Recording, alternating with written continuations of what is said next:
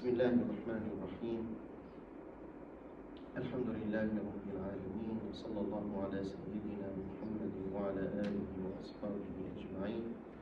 اللهم علمنا ما ينفعنا وانفعنا بما علمتنا وزدنا علما وفقها وعملا في الدين يا رب العالمين. حياكم الله أيها الإخوة الكرام، طبتم وطاب جمعنا هذا، ولا نزال في كلامنا عن أصحاب رسول الله صلى الله عليه وسلم، وكلامنا اليوم عن حبر أمة محمد صلى الله عليه وسلم. من هو حبر هذه الأمة؟ سيدنا عبد الله ابن عباس، ابن عم النبي صلى الله عليه وسلم، عمه العباس وابن عمه اللزم سيدنا عبد الله بن عباس. هذا الصحابي الجليل جمع المجد من كل أطرافه، وما فاته شيء من رسول الله صلى الله عليه وسلم، مع أن صحبته للنبي كانت صحبة قليلة جدا ليست كثيرة. فهذا الصحابي الجليل لما مات النبي صلى الله عليه وسلم كان عمره 13 سنة، فهو من صغار الصحابة. ولكن هذا الرجل أو هذا الشاب أعطاه الله عز وجل قوة من الدين ومجدا في حب رسول الله صلى الله عليه وسلم لم يأخذه واحد من الصحابة. فهو ابن عم رسول الله صلى الله عليه وسلم، وأعطاه الله مجد العلم، فهو حبر أمة محمد صلى الله عليه وسلم، بل هو بحر علمها الزاخر. وأعطاه الله مجدا في التقى، قد كان صواما بالنهار قواما بالليل مستغفرا بالأسحار بكاء من خشية الله. إنه عبد الله بن عباس، رباني أمة محمد، وأعلمها بكتاب الله، وأفقهها بتأويله، وأقدرها على النفوذ في أغواره.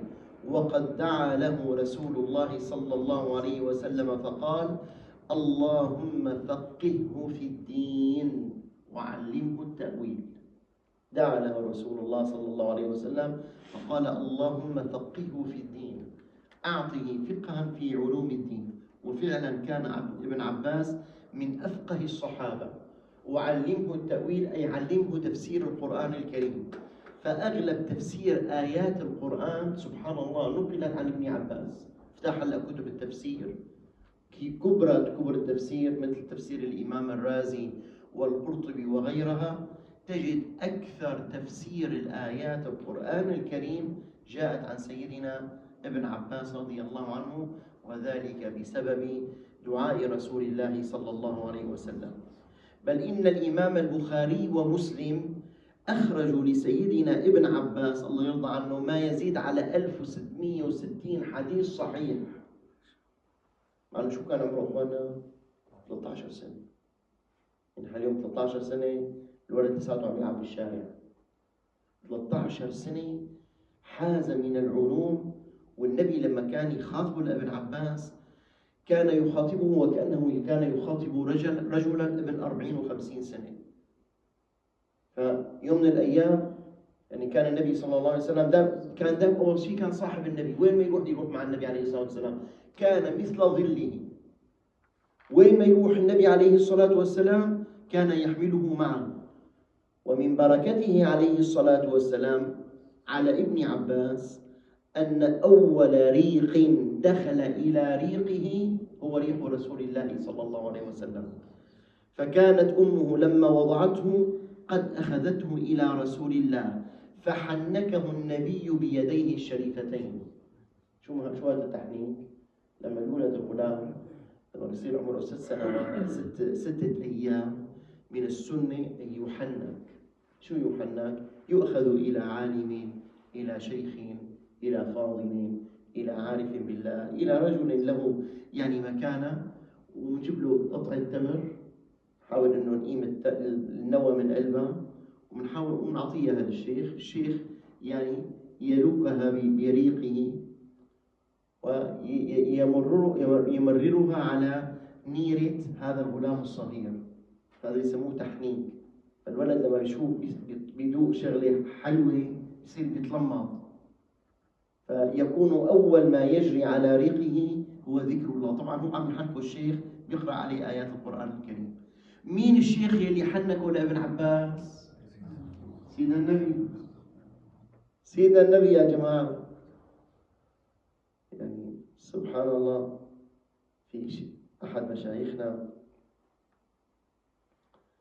اللهم صل على النبي، لن أذكر اسمه، ولكن ما شاء الله هو يعني من كبارنا، والله نذكر اسمه لأنه هو شيخ فاضل، اسمه الشيخ سامر النص. يعني ما شاء الله هو دكتور طب بشري وبنفس الوقت دكتوراه في الشريعة، وهو من أهل العلم ما شاء الله.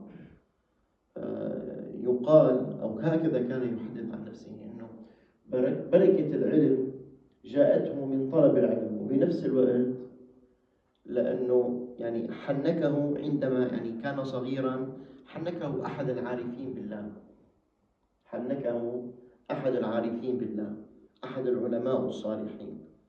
فلما حنكه يعني هو يقول إنه أنا لحقتني بركة هذا العالم، وصار هذا الرجل الشيخ سامر النص أو الدكتور سامر صار من كبار العلماء. فما بالك إذا كان يعني حنك هذا الغلام هو رسول الله صلى الله عليه وسلم، هو رسول الله عليه الصلاة والسلام. وقد دعا له رسول الله صلى الله عليه وسلم عندما حنكه فقال: ومن يؤت الحكمة فقد أوتي خيرا كثيرا. دعا له بالحكمة، وفعلا كان هذا الغلام من الحكماء. فكان دون سن التمييز عندما لازم رسول الله، يعد له ماءه للوضوء، ويصلي خلفه إذا وقف للصلاة، ويكون رديفه إذا عزم على السفر، حتى غدا كظله رضي الله عنه.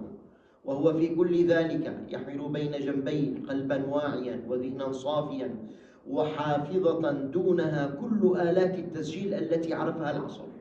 يعني كان كمان سبحان الله، الله أعطاه حافظي ما كان ينسى شيئا من أحاديث وكلام رسول الله صلى الله عليه وسلم.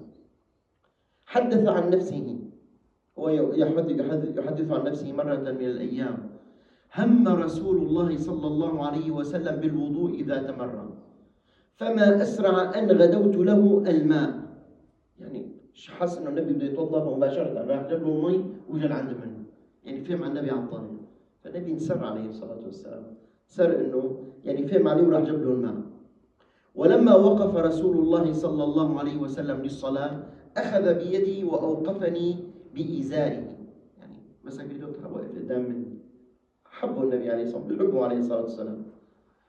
فما كان مني إلا أن رجعت خلفه، ما رضيت أقف بمحاذاة رسول الله، رجعت لورا. فلما انتهت الصلاة مال علي وقال: يا غلام، ما منعك أن تكون بإزائي؟ يا عبد الله، ليش ما وقفت؟ أنا جبت حط مسكت إيدك ووقفتك قدام مني، ليش ما ضليت واقف بجنبي؟ ليش رجعت لورا؟ فقال ابن عباس ابن 10 سنوات، 10 سنوات: يا رسول الله، أنت أجل في عيني وأعز من أن أوازيك في الصلاة. أنت رسول الله، أنا بدي أوقف بجنبك، مين أنا حتى واقف على محاذاتك يا رسول الله؟ فرفع النبي يده إلى السماء وقال: اللهم آته الحكمة، اللهم آته الحكمة. شوفوا الأدب، لا حرج، حتى أبوه كان مؤدب، العباس. أبوه عبد الله بن عباس، أبوه العباس. العباس بيكون عمه للنبي صلى الله عليه وسلم، وأكبر منه سنا، بس يعني مو كثير، يعني كان تقريبا مجايدين لبعضهم، يعني ما هيك كثير كان فرق بالسنوات بينه وبين النبي. فلما يشوفوه يفكروه أخوه للنبي عليه الصلاة والسلام. فسألوه مرة للعباس: من أكبر، أنت أم رسول الله؟ من أكبر، أنت أم رسول الله؟ شوفوا إلى الأدب. قال: هو أكبر مني وأنا ولدت قبله. ما له أنا أكبر من النبي، هو أكبر مني علما وقدرا وأنا ولدت قبله. أدب. الله يرزقنا الأدب مع علمائنا ومشايخنا وكبار السن. نعم، فلا حرج انه يكون ابنه كمان بهذه الصفة رضي الله عنه. نعم. وقد سلك هذا الفتى مسلكا في طلب العلم وبذل من أجله كل جهد، فقد ظل ينهل من معين رسول الله صلى الله عليه وسلم ما امتدت به الحياة. فلما لحق رسول الله صلى الله عليه وسلم بجوار ربه اتجه إلى البقية الباقية من علماء الصحابة يأخذ عنهم ويتلقى عنهم. لما مات النبي كان عمره 13 سنة، أخذ من رسول الله وتعلم من رسول الله، ولكن لسه في علوم كثير ما تعلمها. هو يقول فبعد ما مات النبي عليه الصلاة والسلام صار يروح لعند كبار الصحابة، يروح لعند أبو العباس، يروح لعند سيدنا عمر، عند سيدنا أبو بكر، عند كبار الصحابة يتعلم منهم. يعني مو إنه والله أنا كنت أنا ابن عم النبي وتعلمت النبي أنا خلاص والله صرت شيخ. لا، يتعلم. يقول يحدث عن نفسه: كان إذا بلغني الحديث عند رجل من الصحابة أتيت باب بيته وقت قيلولته وتوسدت ردائي عند عتبة داره فيأتي علي التراب ما يأتي. قال: ولو شئت أن أستأذن عليه لأذن لي. مثلا يقول لي والله عثمان بن عفان عنده حديث عن رسول الله أو يحفظ حديث عن النبي صلى الله عليه وسلم، يروح على باب سيدنا عثمان بوقت الراحة تبعه بالليل بالنهار، ما يدق الباب عليه مشان ما يزعجه، لأنه هو بده يطلب العلم. قال يحط رداءه وينام على عتبة باب بيته لسيدنا عثمان أو أي صحابي ثاني. قال فإذا فتح هذا الصحابي الباب يجد ابن عم رسول الله صلى الله عليه وسلم فيعطيه الحديث إنه أنا بدي أطلب العلم. فكان قد رآه واحد من الصحابة، رآه على باب بيتي نايم، قال: يا ابن عباس هلا أخبرتني فأنا أتيت إليك، أنا بيجي لعند منك بعطيك العلم. فقال له: العلم يؤتى ولا يأتي. العلم يؤتى ولا يأتي. أنت معك حديث من النبي صلى الله عليه وسلم، أنت سمعان علم من النبي عليه الصلاة والسلام، أنا لازم أجيك، وأنت بدك تجي عند مني، أنا لازم أجي أتعلم منك. العلم يؤتى ولا يأتي. وكما أن ابن عباس يذل نفسه في طلب العلم، فقد كان يعلي من قدر العلماء. هو عالم ولكن كان متواضعا، وإذا وجد عالما من الصحابة أعلى منه كان يكرمه. فجرت مرة بينه وبين سيدنا زيد بن ثابت. سيدنا زيد بن ثابت من كبار الصحابة، وهو من كتاب الوحي، وهو ممن كان يكتب الوحي عن رسول الله صلى الله عليه وسلم، ومن فقهاء الصحابة. نعم، وكان عالما في الفقه والقراءة والفرائض، حتى النبي صلى الله عليه وسلم أمر أنه من أراد أن يأخذ علم الفرائض، يعني علم المواريث، بيسموه علم المواريث، يعني يأخذه عن زيد بن ثابت. قال: فرضكم زيد. واحد مات مثلا وعنده مال وترك أبا، ترك أخا، ترك أولادا، شلون تتقسم الورثة؟ هي بيسموها علم الفرائض، في لها عمليات حسابية. فكان سيدنا زيد بن ثابت من أفرض الصحابة، فقال النبي عنه: أفرضكم زيد بن ثابت. وطبعا علم الفرائض كما قال النبي صلى الله عليه وسلم هو أول علم يرفع من الأرض، أول علم يختفي من الأرض من علامات يوم القيامة علم الفرائض. لا يبقى من يحكم بين الناس بالمواريث. سبحان الله، اللهم أجرنا.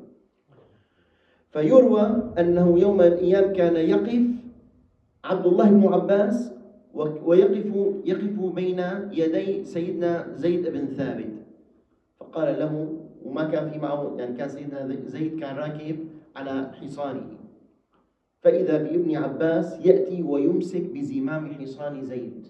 إجا زيد بن ثابت بده ينزل من على الحصان، ابن عم النبي ورجل عالم، صحيح عمره 13 سنة بس كان عالما.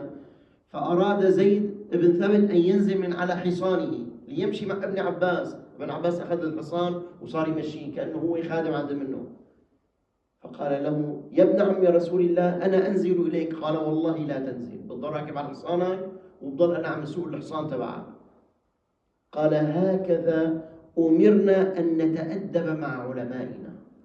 أنت رجل عالم، أنت صحبت النبي صلى الله عليه وسلم، أنت من فقهاء الصحابة، أمرنا أن نقدم وأن نكرم علماءنا، مع أنه هو كمان عالم، هو أكبر منه في السن وأعلى منه. فقال له زيد بن ثابت مد يديك. قال له ليش؟ قال له بدي امسك ايدك شوي. فمد يده فاذا ابن زيد يقبل يد سيدنا عبد الله بن عباس، يمكن اللي اصغر منه ب 20 و30 سنه. وقال له هكذا امرنا ان نكرم ال بيت رسول الله صلى الله عليه وسلم. انت خليتني اكرمتني وخليتني راكب على حصاني، وانا اكرمك واقبل يدك. وهذا هو شأن أهل العلم. هذا شأن أهل العلم. هذاك اليوم والله البارحة شفت فيديو جميل جدا. العلماء يعرفون قدر بعضهم ولا يعرفوا قدر أهل العلم إلا أهل العلم. مات الشيخ أبو إسحاق الحويني رحمه الله يعني منذ أيام، وهو رجل من كبار العلماء، وإن كان له منهجا أحيانا يخالف مناهج بعض العلماء، ولكنه كان عالما وله أتباعه وله علمه رحمه الله. شفت الشيخ النابلسي، الشيخ راتب النابلسي، نعم الشيخ راتب النابلسي يلتقي به في أحد المجالس، مع أنه المنهجين مختلفين جدا. يعني المذهب أو المشرب تبع أبو إسحاق الحويني يختلف عن مشرب الشيخ راتب النابلسي، نعم، بس ولكن أول وآخرهم علماء. فإذا بما يلتقيان ويعني بيطخي السيد الشيخ راتب النابلسي الله يبارك بحياته ويقبل يد أبي إسحاق الحويني، يقبل يده، مو لأنه هو أعلم منه، لا، ولكنه لأنه عالم وهو يعرف قدر العلم والعلماء. وبالمقابل هذاك كمان مسك إيده وقبل إيد الشيخ راتب. يعرفون قدر بعضهم البعض. العالم يعرف قدر العالم، نعم.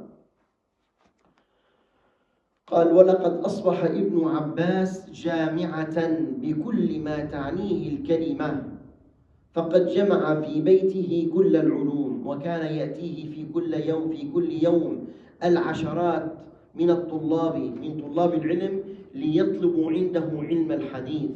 روى أحد أصحابه لقد رأيت من ابن عباس مجلسا لو أن جميع قريش افتخرت به لكان لها مفخرة، فلقد رأيت الناس اجتمعوا في الطرق المؤدية إلى بيته وسدوها حتى يطلبوا منه العلم. كان يتجمع على باب بيته طلاب العلم والصحابة ويأتون إليه من كل فج عميق حتى يطلبون عنده العلم. قال يوم من الأيام توضأ وجلس للتدريس. توضأ وجلس مستقبل العالم قاعدة بالشارع تستنى دروس ابن عباس. فأرسل من كان عنده وقال اخرج للناس وقل لهم من كان يريد أن يسأل عن القرآن وحروفه فليدخل. كل واحد عنده سؤال عن القرآن وحروف القرآن وإعجاز القرآن يدخل. قال فدخل عليه جم غفير من طلاب العلم فسألوه فجاوبهم وزادهم. قال ثم خرجوا، قال لهم يلا اطلعوا مشان يفوت غيركم.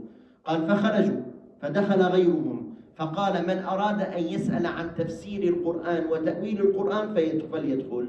قال فدخل عليه جم غفير سألوه فأعطاهم وأجابهم وزادهم. ثم قال لهم أفسحوا الطريق لغيركم، خلي غيركم يفوت. ثم قال اخرج من أراد أن يسأل عن الحلال والحرام والفقه فليدخل. كمان دخل عليه جم غفير سألوه فجاوبهم وأعطاهم. قال لهم يلا تفضلوا خلي غيركم يفوت. ثم قال اخرج من أراد أن يسأل عن الفرائض يعني عن المواريث وما أشبهها فليدخل. كمان دخل عليه جمع سألوه فأجابهم. ثم قال اخرج من أراد أن يسأل عن العربية والإعراب والشعر وغريب كلام العرب فليدخل. إن شاء الله يعني مكتبة شو بدك، علم تفسير قرآن لغة عربية شعر، كان مكتبة تمشي على الأرض رضي الله عنه. نعم. الله. وكان أيضا قد كان بمثابة المستشار لسيدنا عمر بن الخطاب ولسيدنا أبي بكر رضي الله عنه. يعني سيدنا أبو بكر كان إذا أراد أن يسأل أحد من الصحابة من العلوم وهو أبو بكر يسأل ابن عباس. سيدنا عمر بن الخطاب كان إذا أراد أن يسأل شيئا عن العلوم الشرعية، عن العلوم العربية، عن الفقه، يسأل أيضا ابن عباس، فقد كان مستشارا شرعيا عند أبي بكر وعند عمر الله يرضى عنه. ومع ذلك فقد كان ابن عباس رضي الله عنه من كبار الواعظين والمذكرين بالله. فمن المواعظ التي أخذت عنه له موعظة مشهورة كثير، أنه كان يوم من الأيام يخاطب الناس فقال: يا صاحب الذنب، اسمعوا لهذا الكلام، هذا الكلام والله جميل. يخاطب الناس يقول: يا صاحب الذنب، لا تأمن عاقبة ذنبك، واعلم أن من يتبع الذنب أعظم من الذنب نفسه، فإن عدم حيائك ممن على يمينك وعلى شمالك وأنت تقترف الذنب لا يقل عن الذنب. لما بتذنب بينك وبين الله وبتعرف انه في ملائكة عم تكتب لك اعمالك وما بتستحي منهم وتفعل الذنب، هذا اشد من الذنب. وان ضحكك عند الذنب وانت لا تدري ما الله صانع بك يوم القيامة اعظم من الذنب. وان فرحك بالذنب اذا ظفرت به اعظم من الذنب.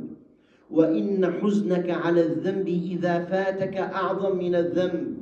وإن خوفك من الريح إذا حركت ستر بيتك وأنت ترتكب الذنب مع كونك لا يضطرب فؤادك من نظر الله إليك أعظم من الذنب. يا صاحب الذنب، أتدري ما كان ذنب أيوب حين ابتلاه الله عز وجل بجسده وماله؟ إنما كان ذنبه أنه استعان به مسكين ليدفع عنه الظلم فلم يعده. الله. نعم. قال: ولم يكن ابن عباس من الذين يقولون ما لا يفعلون وينهون الناس ولا ينتهون، وإنما كان صوام النهار قوام الليل. أخبر عنه عبد الله بن أبي مليكة قال: صحبت ابن عباس رضي الله عنه من مكة إلى المدينة، فكنا إذا نزلنا منزلا قام في جوف الليل والناس نيام من شدة التعب يتهجد ويبكي ويقرأ: وجاءت سكرة الموت بالحق، ذلك ما كنت منه تحيد. وقد بلغ ابن عباس من مجد العلم غايته، ذلك أن خليفة المسلمين معاوية بن أبي سفيان خرج ذات سنة حاجا، وخرج عبد الله بن عباس حاجا، ولم يكن له صولة ولا إمارة، فكان لمعاوية موكب من رجال دولته، وكان لعبد الله بن عباس موكب من طلاب العلم. عمر ابن عباس 71 سنة، يعني ظل عايش 71 سنة، ملأ فيها الدنيا علما وفهما وحكمة. فلما أتاه اليقين صلى عليه محمد بن الحنفية. محمد بن الحنفية أخوه لسيدنا الحسن والحسين ابن سيدنا علي. سيدنا علي كان عنده الحسن والحسين من سيدة فاطمة، وكان عنده ولد يسمى محمد ابن الحنفية. ابن الحنفية هي أمه، نسب إلى أمه لأنها كانت أمة، مو مثل سيدة فاطمة، فنسب إلى أمه، ولكن هو أيضا من كبار أصحاب رسول الله صلى الله عليه وسلم. صحيح كان من الصغار بس كان مجاهد لابن عباس كمان، يعني صحب النبي عليه الصلاة والسلام، هو حفيد النبي محمد بن الحنفية، يعني يعتبر مثل الحسن والحسين. فلما أتاه اليقين صلى عليه محمد بن الحنفية ودفن في الطائف. والله أكرمني لما كنت بآخر عمره طلعت إلى الطائف وصليت في المسجد الذي دفن فيه سيدنا عبد الله بن عباس. له مسجد كبير في الطائف ما شاء الله.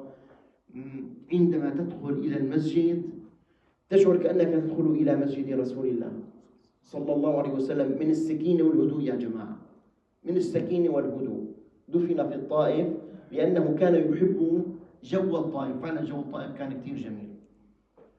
قال: وصلى عليه محمد بن الحنفية والبقية الباقية من صحابة رسول الله صلى الله عليه وسلم، وعندما كانوا يوارونه في التراب سمعوا قارئا يقرأ. لما ينزلون القبر سمع كل من كان عند القبر أحدا يقرأ القرآن، ولكن ما أحد يعرف مين. فكانت الملائكة تقرأ عليه وهو يدفن قوله تعالى: يا أيتها النفس المطمئنة ارجعي إلى ربك راضية مرضية فادخلي في عبادي